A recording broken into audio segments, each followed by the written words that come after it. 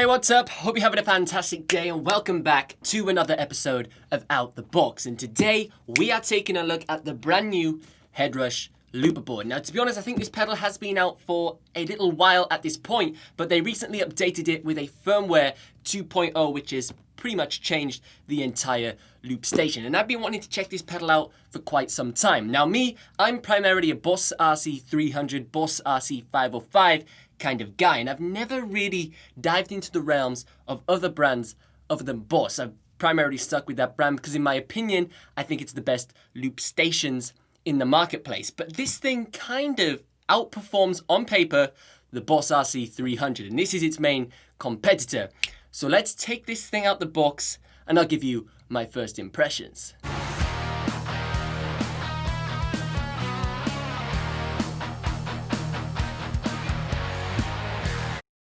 So to kick things off, right here, this is the HeadRush Looperboard. It's pretty huge. I'm not gonna lie, I feel very insignificant compared to this box. It is absolutely dominating the space in front of me. Now, the packaging is absolutely stunning. This is probably some of the most sexiest music equipment packaging I have ever seen. It's really well packaged. It's pretty weighty though. Seriously, I struggled to lift this thing up onto the desk. Hopefully the pedal's actually lighter than the whole packaging in the box. It's mostly just the accessories and things that are making it so heavy.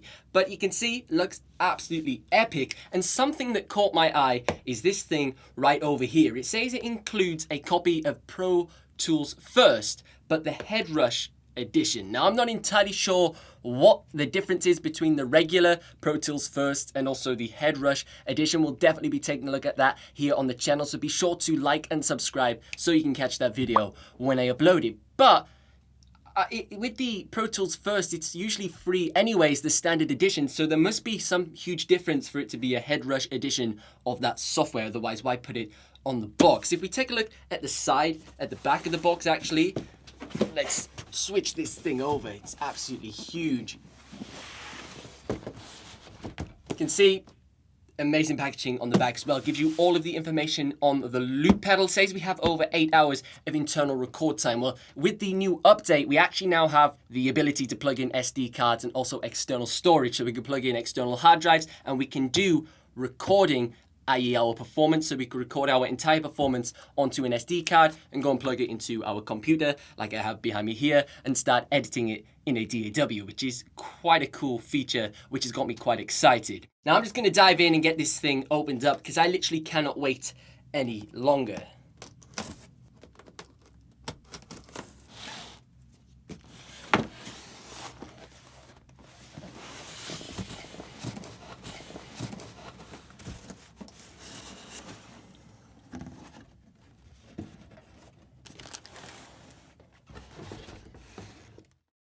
Right, so I've now opened up the box. This thing is absolutely huge. This box is enormous. So we've been presented with our manual and things over here. We've been provided with this pretty high quality looking USB cable over here. It looks absolutely awesome.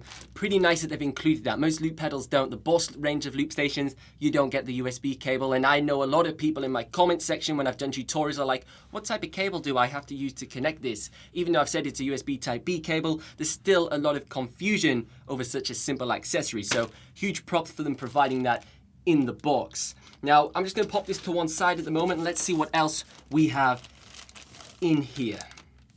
So by looks of things, I think this is the power supply adapters. I'm not 100% sure. Let's take a look.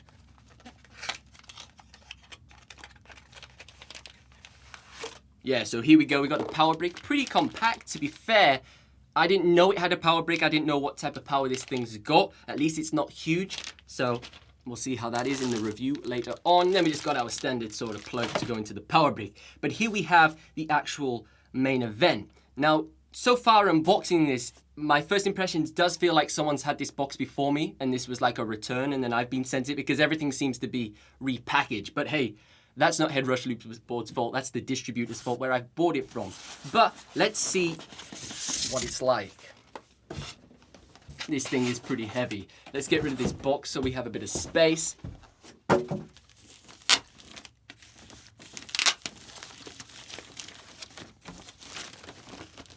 And here we go. This is the loop station. Wow, this thing looks incredible. This thing is so well built.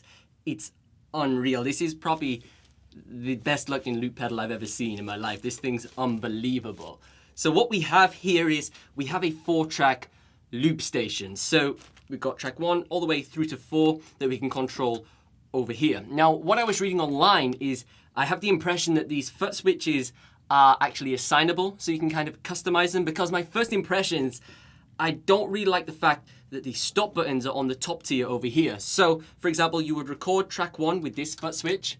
So you click that in, it would record. Then you click it again to play it back. But then if you wanted to stop track 1, you would have to take your foot and put it onto the second row over here. But obviously, you know, that's very cumbersome, just a first impression from the layout of the pedal, because, you know, it just seems very bizarre. And you can't stop 2 tracks at once because you'd be basically stood physically on the pedal and you probably would break it. So that's something that really deterred me from purchasing this pedal for quite a period of time, and unboxing it, it does appear like that could be a problem. But what I read online is I do think you can reassign foot switches or connect an external foot switch. So we'll definitely be doing some tutorials on that. So be sure to subscribe so you can see those when I upload them.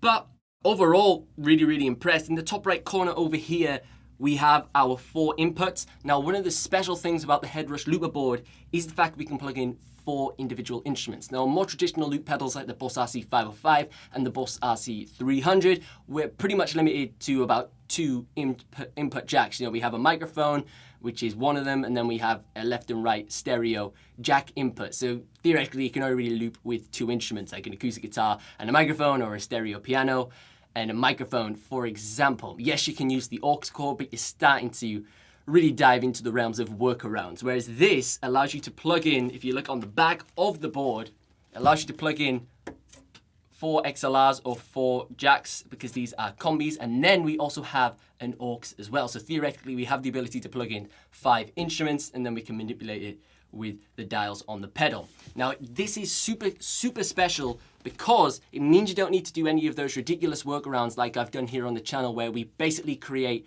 and expand the inputs in the pedal. So we create a submix inside of a mixer, and then we send the stereo mix of that mixer into the loop pedal, and then the loop pedal then does all of its thing and outputs it back to the mixer. It's super convoluted, super complicated. If you want to see what I'm talking about, check out this video over here. But this totally eliminates that, and we can just do it all inside of the pedal and plug everything in, which I really, really do like. Now, on the topic of the inputs, a really crazy thing that this loop pedal allows you to do is you can basically prioritize which input goes to which loop track. So on more traditional loop pedals, Boss RC505, for example, once again, whatever's being inputted into the loop pedal will be inputted into every single loop track. So it would record on track 1, track 2, track 3, or track 4, for example, literally every instrument. So for example, if you're playing guitar and a kick drum with your foot on a kick pedal at the same time, and you wanted to loop the drum beat onto track 3 and the guitar chord progression onto track 1, well, on the HeadRush Looperboard, you can do that. You can separate the inputs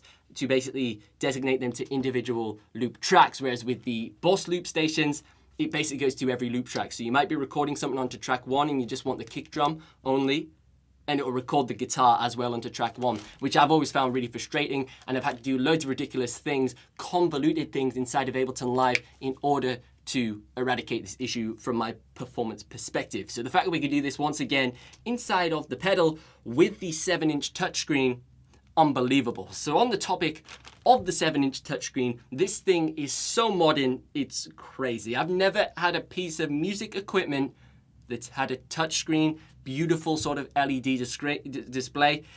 This thing is really pushing the boundaries of the tech inside of it. I'm really impressed so far. So what we're going to do now is we've got to get this thing plugged in, and we've got to see what it's like.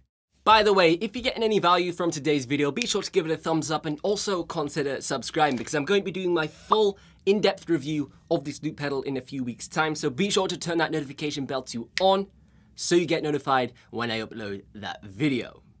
So here we go, the HeadRush Looperboard has now booted itself up. Seems pretty cool. It's really quiet as well. It didn't make any noise when it booted up. It's got some pretty huge fan grills on the side over here. I think that's because it does have like basically a full computer built inside of the loop pedal. So I'm assuming it will probably get hot at some point. So it needs some way of exhausting that air. We'll see. Obviously, I use these things extensively. I literally like loop 24/7. So if I have any issues in that regard, noise-wise, I'll let you know in the review. So be sure to subscribe for that. But I'm not 100% sure which firmware version this is running. This is the first time literally booting it up. I don't know whether it's been updated, and that's maybe why the box seemed a bit open before it got shipped out. But let's try and take a look if we can find out in the settings somewhere. Info. Yeah, boom. We've got firmware 2.0.2. So I think we have the latest version of this HeadRush Looperboard. I think that's why the box must have been open when I was unboxing it earlier. So that means we do have the new UI. I'm assuming that's what it says, 2.20. So yes, let's check it out. So far, this touchscreen is extremely responsive. This is better than my iPhone. This thing is crazy good.